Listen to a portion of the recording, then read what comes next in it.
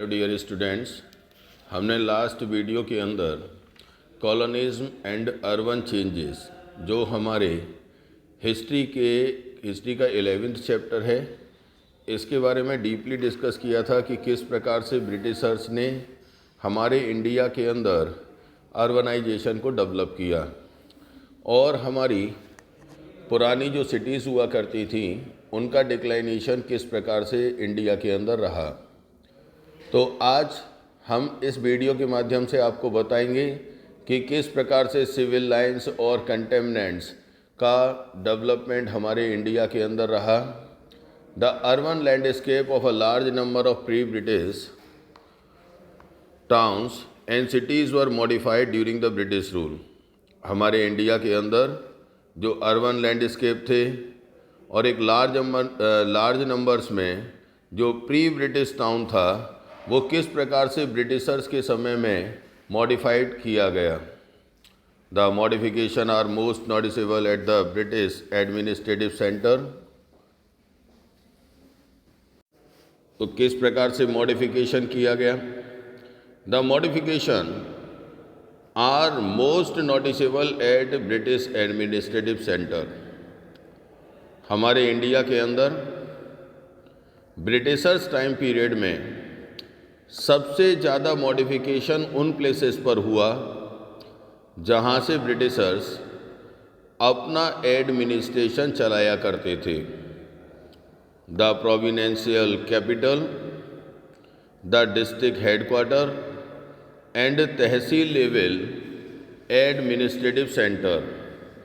Britishers के द्वारा जो सबसे ज़्यादा मॉडिफिकेशन देखा गया वो उन प्लेसेस पर था जो प्रोविंशियल कैपिटल थे, डिस्ट्रिक्ट हेडक्वार्टर थे या तहसील लेवल के एडमिनिस्ट्रेटिव प्लेसेस हुआ करते थे जहाँ से एडमिनिस्ट्रेशन को चलाया जाता था।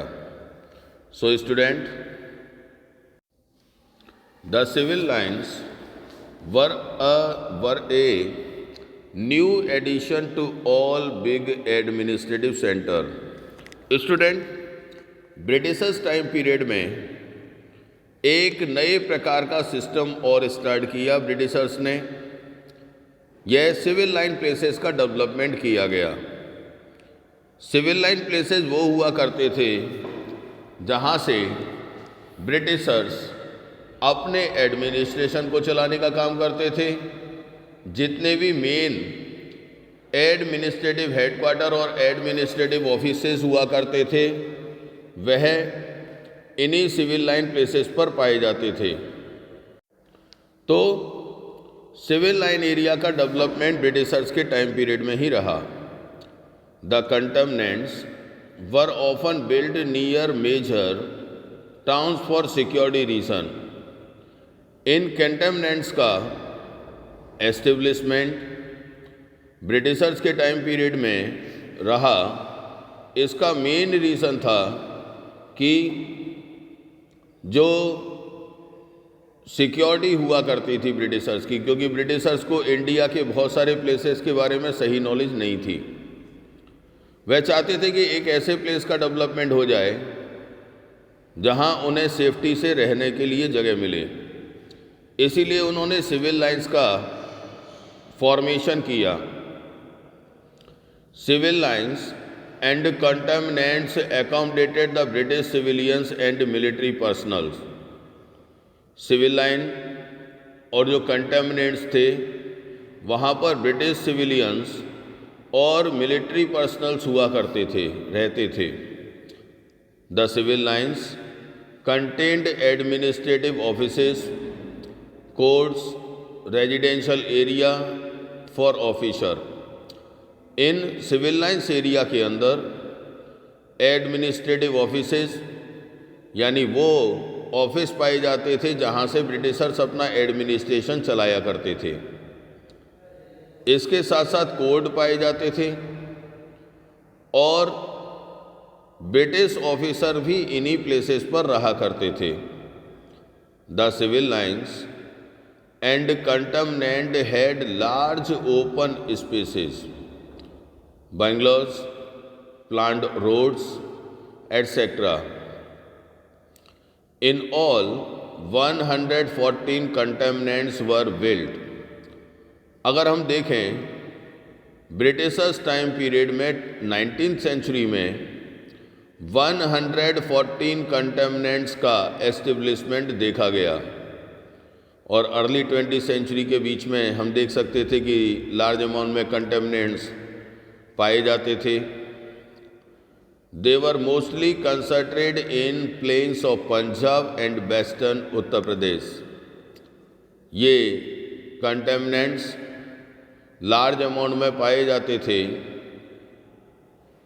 हमारे इंडिया के नॉर्थर्न प्लेन पर मेनली, और इनमें भी मेनली पाए जाते थे पंजाब और वेस्टर्न उत्तर प्रदेश के अंदर.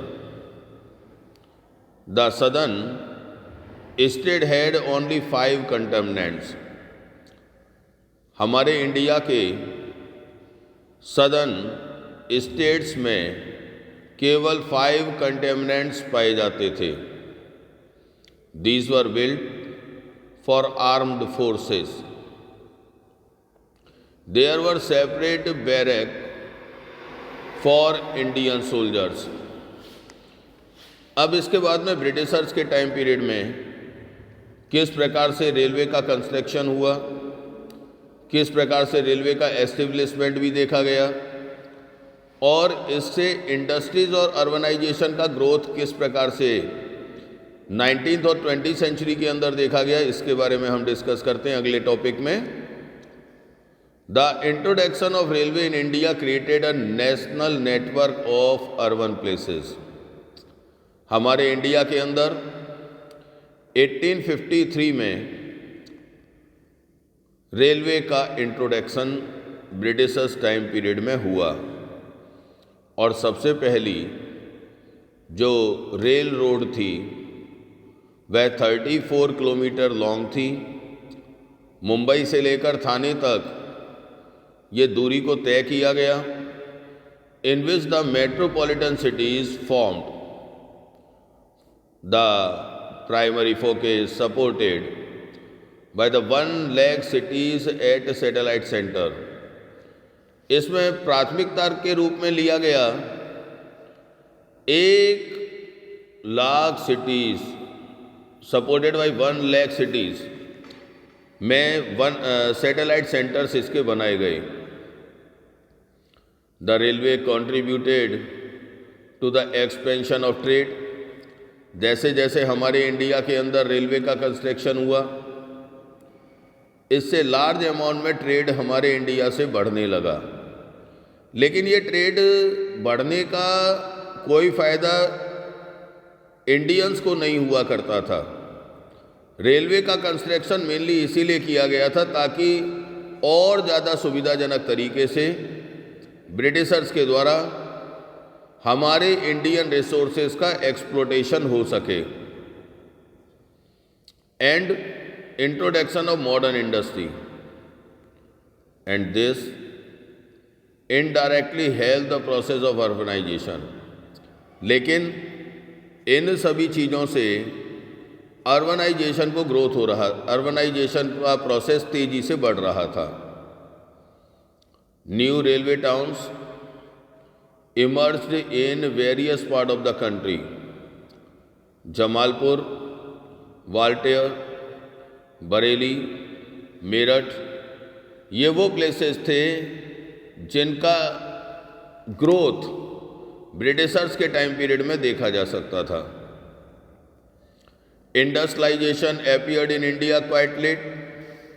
जहां एक और यूरोपियन कंट्रीज़ के अंदर मिड 19th सेंचुरी में इंडस्ट्रियलाइजेशन तेज़ी से बढ़ चुका था, हमारे इंडिया के अंदर इंडस्ट्रियलाइजेशन बहुत बाद में स्टार्ट हुआ, और इसका मुख्य कारण केवल और केवल ब्रिटिशर्स थे.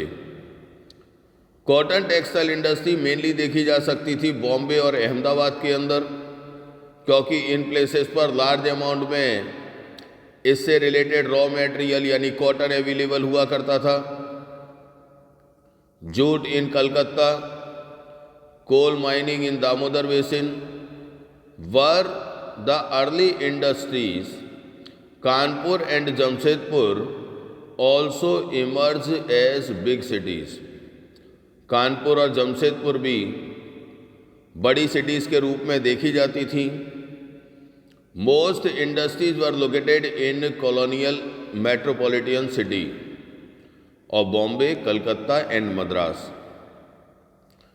Urban amenities and urban administration. One of the major benefit of the British rule was the improvement in civic amenities in some major cities. Piped water supply, street lighting, domestic electricity supply, sewerage, modern shopping areas, park, playground for recreation were established in number of cities. एक modern तरीके की cities का development उस समय पर Britishers के time period में start हो चुका था. इलेक्ट्रिसिटी सप्लाई होना शुरू हो गया था. डोमेस्टिक लेवल पर स्ट्रीट लाइट लगाई जाने लगी थी. तो urban administrative bodies were established to look after civic amenities in number of cities from 1882. These municipalities were primarily concerned with the collection of local taxes, maintenance of road, removal of garbage and night soil,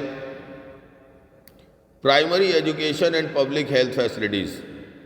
These all are available at the local level at the time of the Britishers. Town planning was not introduced during the British period. हमारे India के अंदर towns की planning Britishers के time period में start नहीं हुई. Although legislation for the improvement of slum area, इसके साथ साथ जो झुग्गी झोपड़ी एरिया थे उस जगह का डेवलपमेंट किस प्रकार से हो, इसके लिए भी काम होना शुरू हो गया था. Was enacted in the first 2 decades of the 20th century in Bombay and other provinces. Bombay एक मेन प्रोविनेंस हुआ करती थी उस समय पर. तो ये वर्क स्टार्ट हो गया था कि किस प्रकार से जो स्लम्स एरिया हैं उनका डेवलपमेंट किया जा सके. इसके साथ साथ जो आज पब्लिक वर्क डिपार्टमेंट हम लोग देखते हैं वह भी ब्रिटिशर्स के टाइम पीरियड में स्टार्ट हो गया था. तो इसके लिए हम टॉपिक स्टार्ट करते हैं पब्लिक वर्क. लॉर्ड डलहौजी ने ये पब्लिक वर्क डिपार्टमेंट को एस्टेब्लिश कर दिया था. Lord Dalhousie set up A separate public work department in every presidency. The new department took up the task of construction road. ये नए प्रकार का जो डिपार्टमेंट था ये कंस्ट्रक्शन किया करता था रोड का, कैनल्स का और ब्रिज का.